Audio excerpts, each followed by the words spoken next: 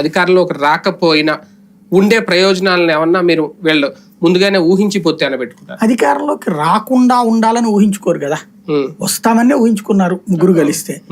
ఇంకొక సెక్యూరిటీ కూడా ఏంటంటే, ఇప్పుడు పవన్ కళ్యాణ్ని ఎంపీ క్యాండిడేట్ గా కూడా పోటీ చేస్తారంట. చంద్రబాబు చాణక్యం అనేది అక్కడే ఉంది. శాశ్వతంగా తన కుమారుడికి రాజకీయ పేవుని తయారు చేసుకుంటున్నారు, లైన్ క్లియర్ చేసుకుంటున్నారు. ఇప్పుడు భారతీయ జనతా పార్టీ తరపున బలమైనటువంటి క్యాండిడేట్లు ఎవరైతే ఉంటారో వాళ్ళని కూడా పెట్టాలనుకుంటారు. ఒకళ్ళిద్దరన్నా పెట్టాలనుకుంటారు కదా, మరి శాంతం బయట నుంచి వచ్చిన వాళ్ళకి అనుకోరు కదా. అందులో ఉన్నటువంటి వాళ్ళు సోమవీర్రాజు పేరు ఆలోచిస్తారు.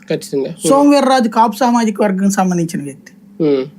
పవన్ కళ్యాణ్ కాకినాడ నుంచి పోటీ పెడితే సోమవీర్రాజుకి కాపు ఎందుకు ఇస్తారు? సీటు ఎవరు? అక్కడ చెక్ పెట్టడం నెంబర్ 1. సీట్ సోమవీర్రాజుకి రానియకుండా చేయడం. ఆయన పెడితే ఒకే జిల్లాలో 2 కాపు కట్టిస్తారు బేసిక్ గా. అదొక గేమ్.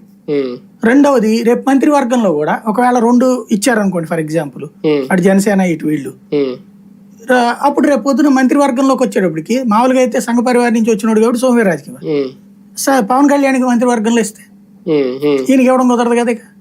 ఒకే రాష్ట్రం నుంచి 2 కాపులకి ఇవ్వరు కదా. అక్కడ చెక్ పెట్టడం. అప్పుడు ఒక కాపుకి ఒకళ్ళకి ఇచ్చారు కాబట్టి కమ్మ సామాజిక వర్గం నుంచి పురంధేశ్వరికి ఇవ్వచ్చు. అంటే పురంధేశ్వర్ గారు అలాగా పార్లమెంట్ కదా, అదే ఆయన కూడా పార్లమెంటే. ఎవరు? సోమవీర్రాజు గారా? సోమవీర్రాజు పార్లమెంటే, పవన్ కళ్యాణ్ పార్లమెంట్ ఇక్కడ.